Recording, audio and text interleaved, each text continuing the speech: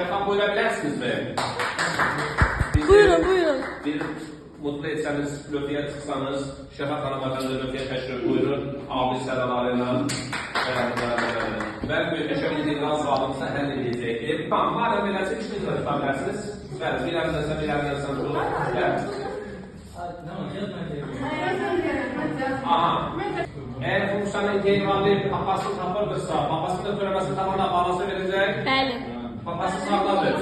Onun töremesini tapsam bunu verecek. Şimdi tercih alırlar bizim kentler. Yok, sadece ikisi. Sadece ikisi. Gördünüz mü ne yazdı? Aldık. Allah ihsan edeyelim derler. Nasıl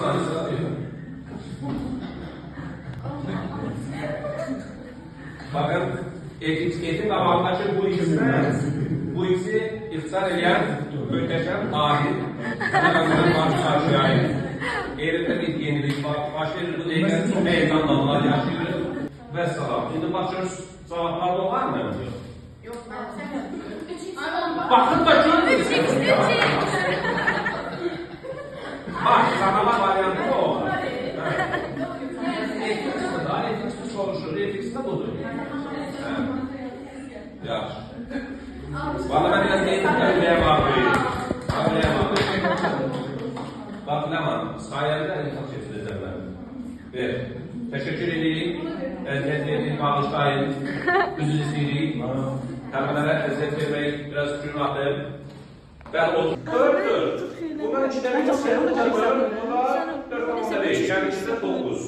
Sezen burada u dev. Dedim ki bunu ben aslında süt sabırda kulağısınız. Neyse ekranla alakası var. Ben de töremenle alakası var. Haberiniz var. Yaşasın. Erkek Cumhuriyeti. Kişilere bir alkış. Buz son mamamlarıdır. Bunları müzeye koyan şey nesiller tükenme üzeridir. Kardeşliği ve Seyit Bey oturursunuz. Aferin size. Hiç kişiler yarıktı bir şey. Ne oldu? Onu belki. Aynur. Alırım. Onu biz de isteyirik.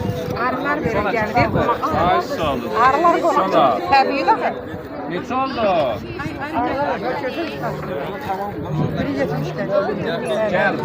Mama.